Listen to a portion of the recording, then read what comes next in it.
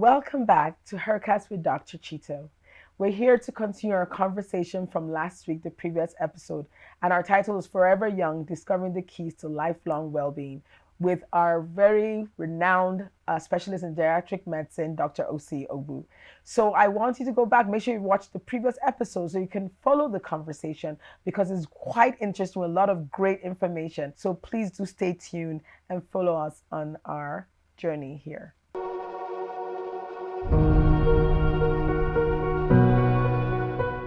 All right, so the next thing I want to talk about, which is so important in all aspects of medicine, and at the importance of mental health and social. I know you just talked about social connections in the context of aging well, because from my lame observation, I feel that people that are more social, that go out, tend to age better and actually remain, so in your experience, in your practice, what will be some of the importance? Right. So actually there have been studies, again, going back to the blue zones. Yes. There's a lot of, I think it's Ikaria in Greece, where people are out, in the open, outdoors, till, late evenings, the young ones, interacting with the older ones. And they think that's part of the reasons why people are living longer in such environment. But there have actually been studies done even here. There was a study done in Ibadan looking at women who engage in group activities, so they go to church meetings 2 or 3 times a week compared to those who didn't do the same. They looked at them over a 6 month or 1 year period, and those tended to have a better sense of self-worth.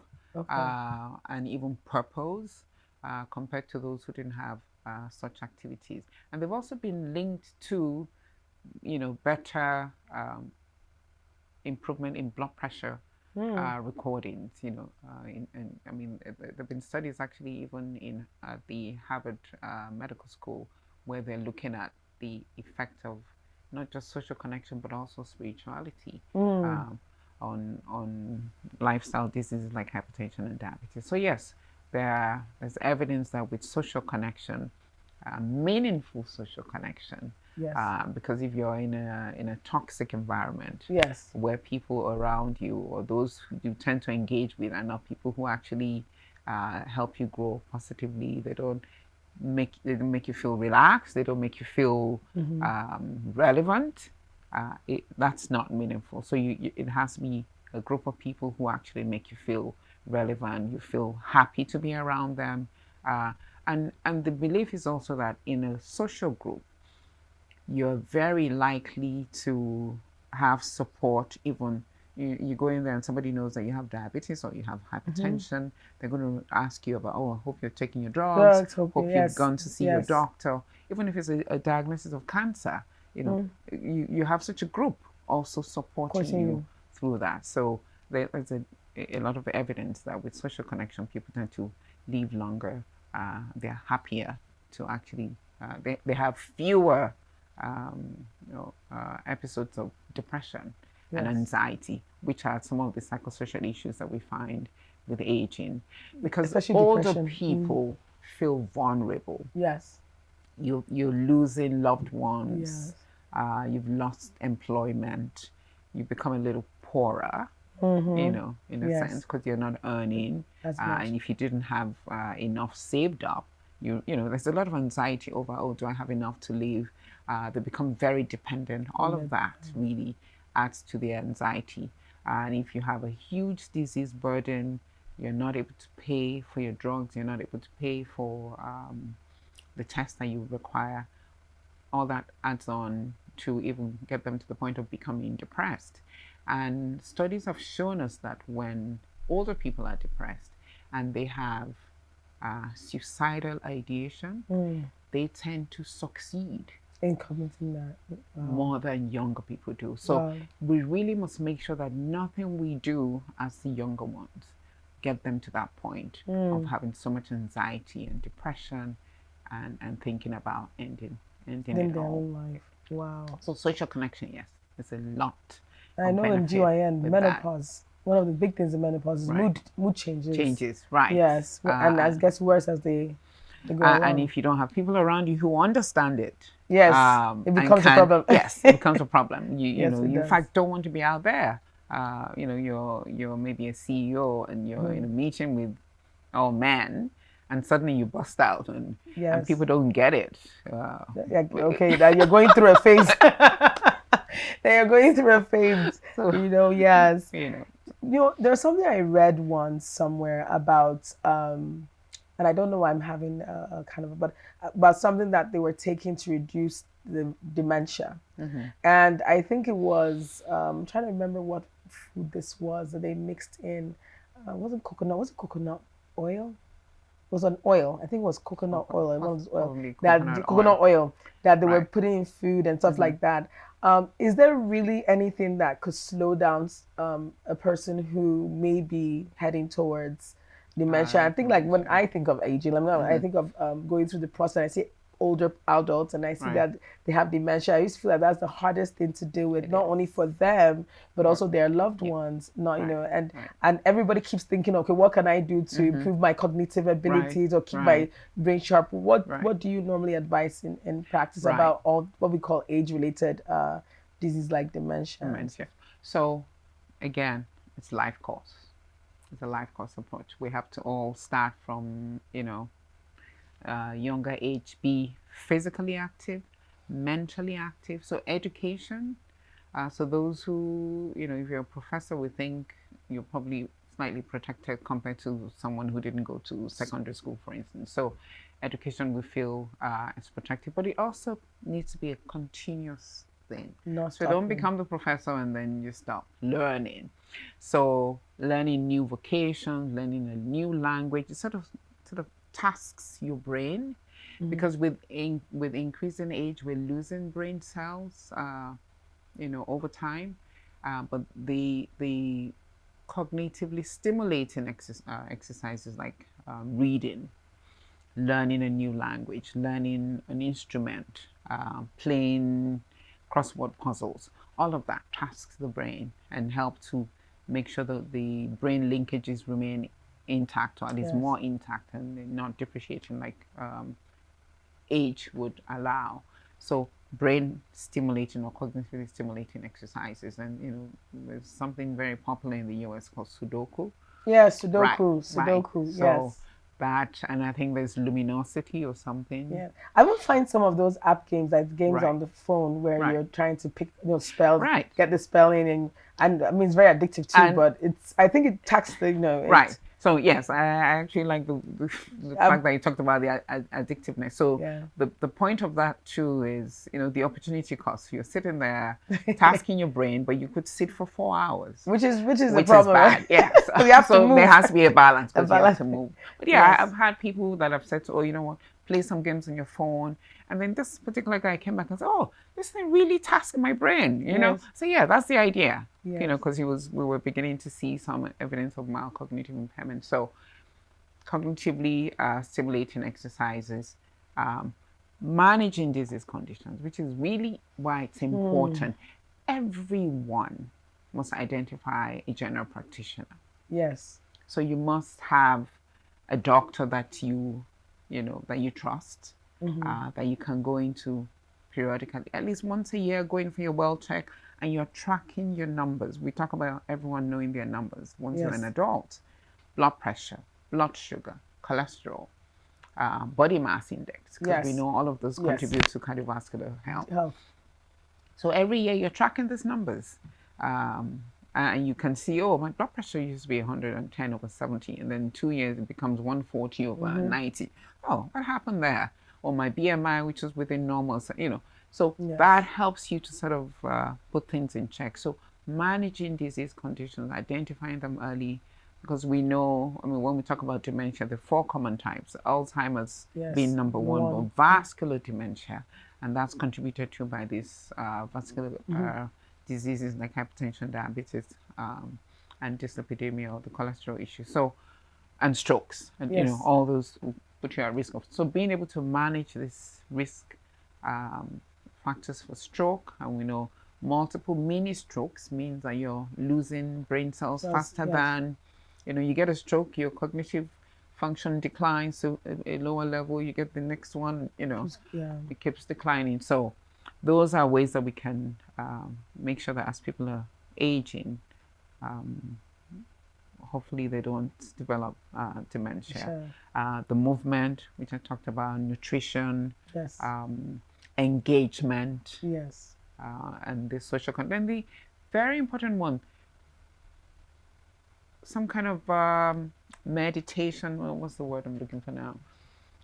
Being able to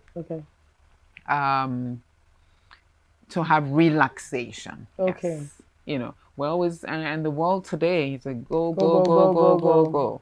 So that's one of the things in the blue zone. Yeah, see, that's the hardest thing I think to incorporate for most of us. Relaxation. The Okinawans in Japan, that's one of the things that they're really well known to do. They spend time just meditating on their ancestors. It takes, distracts you from whatever else you might be dealing with at the time. It helps to release stress, which has also been found to be one of the ways to help prevent development of dementia. The last one is sleep. That's another big one. Very important. And I find out recently a lot of patients of mine or clients have had problems with sleep, which I believe linked to stress. Right. But it's been like sleep has been the common. Right. I cannot sleep. I can't stay asleep. I can't sleep. There's so much going on right now in the country. Yes, it's true. It's true. But talk about the economic situation, the heat. But what I try to even tell myself sometimes, can I fix it this night? No. Yeah. So I'll wake up in the morning and face it. And people like us again that love, that work best. I work best at night. I have to change that whole habit, but that comes from training. Same here. I think doctors sometimes we're at risk because we're trained to stay up at night. And so when it comes now time to learn how to do the sleep whole pattern is all messed up. But yes. But the thing is not to have just 4 hours of sleep every night, every week, every month. There are times when you have targets to meet, goals, and okay, I need to stay up and finish this.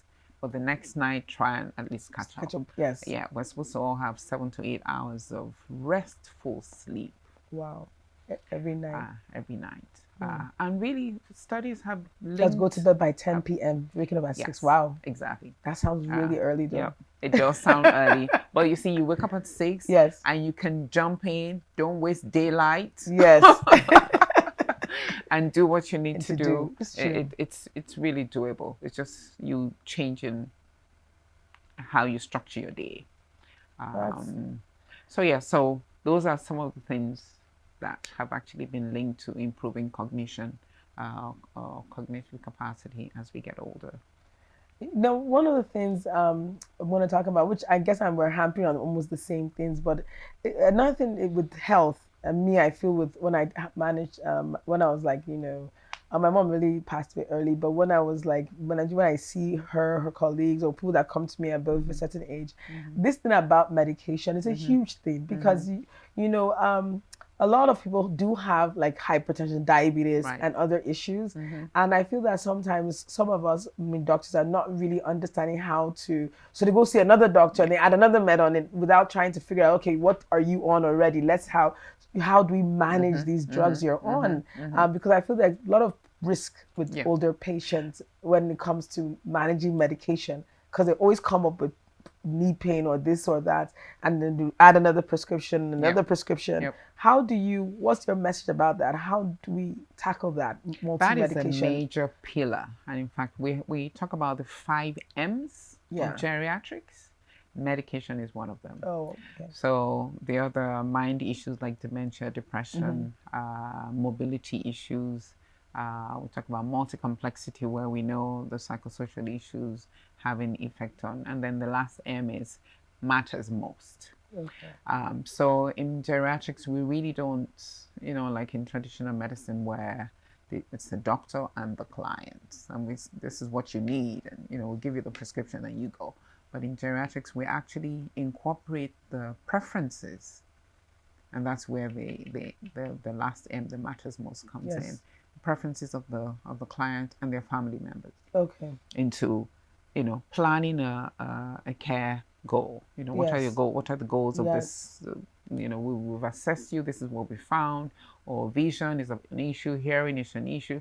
Oh, which is your priority? My daughter, it's my knees.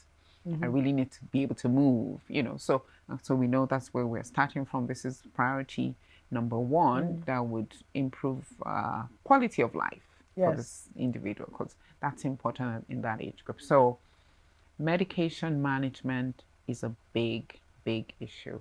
And I told you earlier, some of our clients have children all over the world. Yes. Who send them all sorts of things. Yes. I haven't seen mom in 2 years, but yeah, send her this, and so she knows I love her or something. Some of them are really good. They will come to us with their bag and say, doctor, my daughter sent me this, and we look through and we're able to say, you need this one, you need, and that.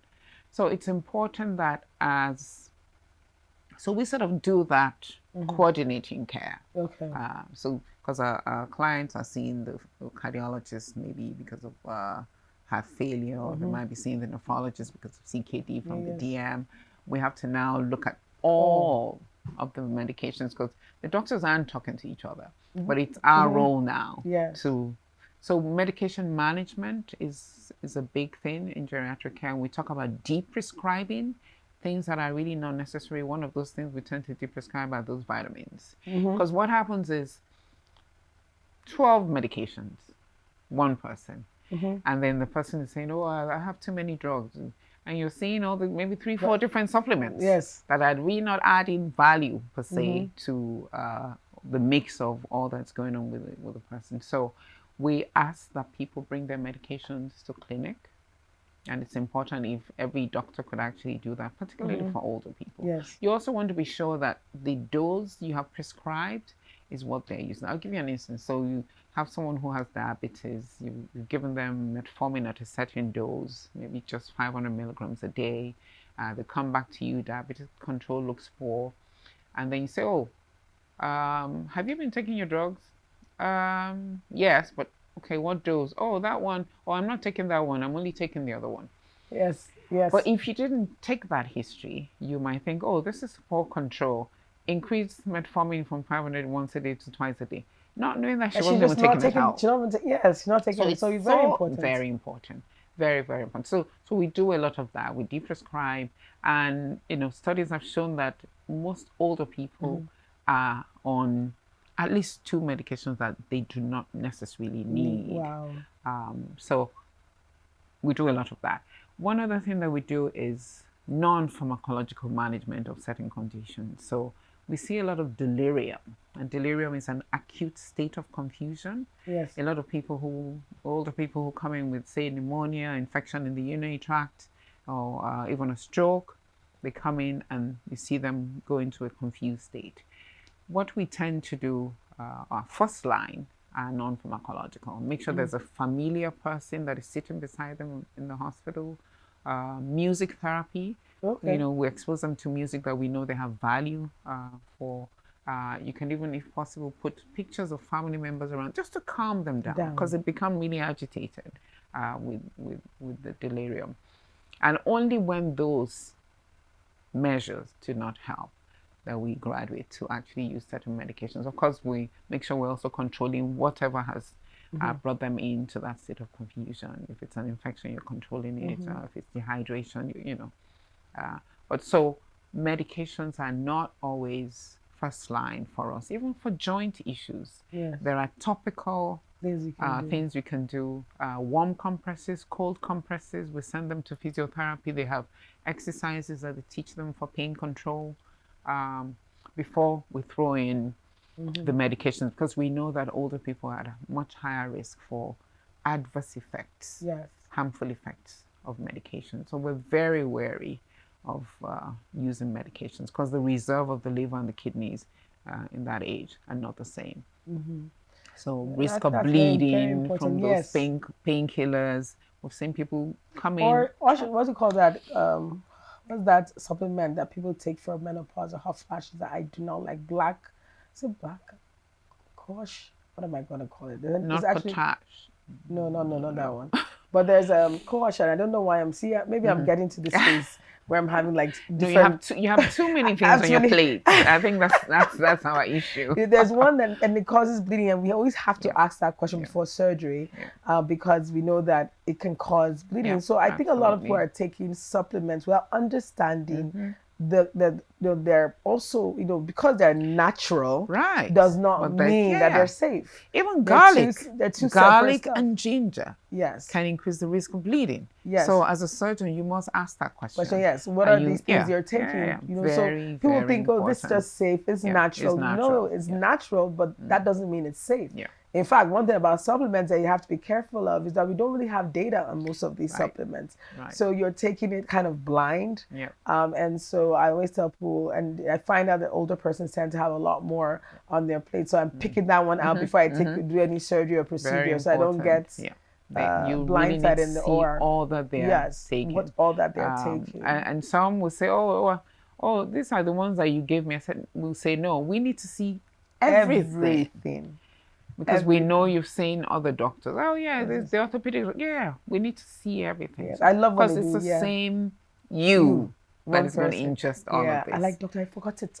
I didn't want to tell you this, but there's this drug my daughter gave me. So it's very good. And then they bring it out, you're reading this thing, and you're like, what? And you're trying to I have to take time on this one. Let's keep this one with me for now. And, exactly. So they even know, like, okay, I have to add one more. I didn't want to tell you, but now you've said this. So it's good to even tell them why you're asking for it. Because once you tell them why, they'll now tell you, oh, I didn't want to tell the doctor about this one, but this one she said this. Yes. I better say it before something happens to me. We need to know. We want to make sure that we don't even duplicate.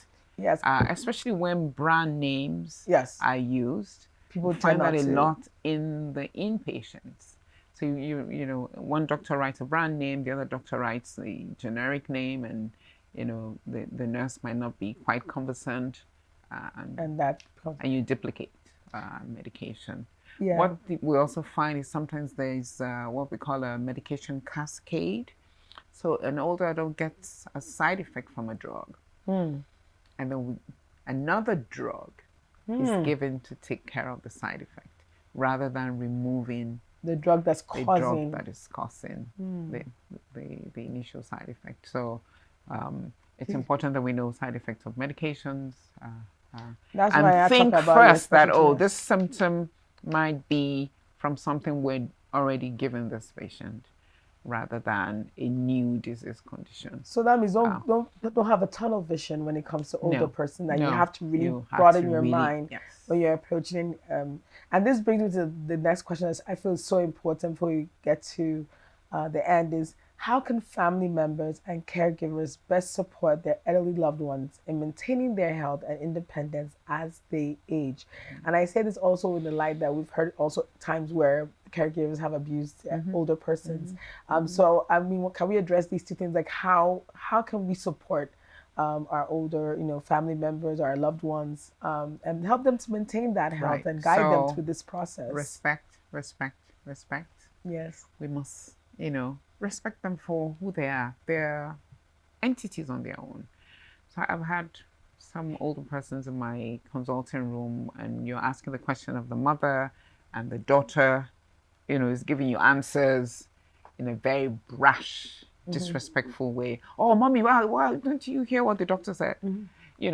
That's abuse. It's psychological abuse. Yes. And, you probably don't recognize it as that. So there's a lot of psychological abuse where these older persons, when their family members are around, they don't want to tell you everything. And if for any reason the daughter walks away, it's like, oh, doctor, I didn't want to tell you, but so and so, So they must respect them as sovereign entities. Listen to them. Talk with them, not at them. So we must listen to what matters to them. Mommy, do you want to do this now? No, it's time for you to. When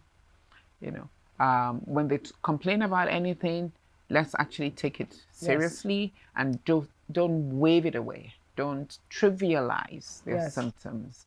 I have eye problems. Yeah, okay, mommy, we'll take you to the eye doctors. Hearing problem, we'll take you to the ENT. Or, we'll take you to a doctor who might recommend where you need to go. So we must listen to them. We must respect their views.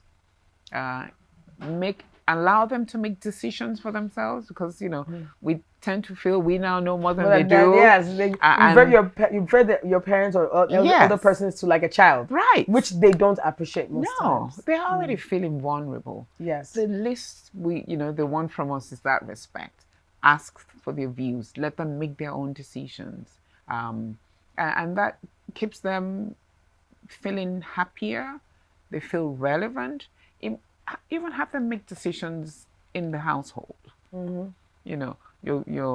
grandchild is going to school somewhere. Oh, mommy, we're considering this.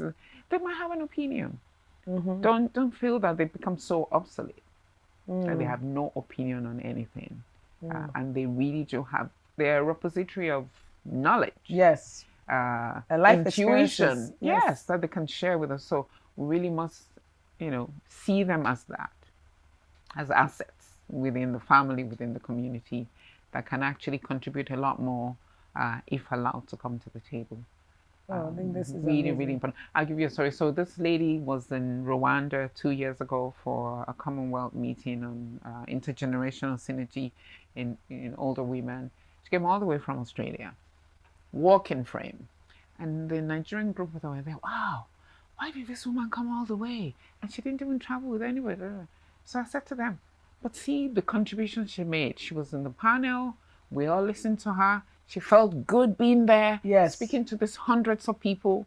Going back home. I mean, it's like you've added years to her life. Yes. So, but I said to this lady, if this was your mother, I'm sure you're going to say, no, don't you're not going anywhere. No, I don't have time to follow you. But this woman she probably didn't have to ask any of her children for money to buy her ticket or accommodation. She had the freedom, yes, to actually be where she wanted to be. And she loved being there.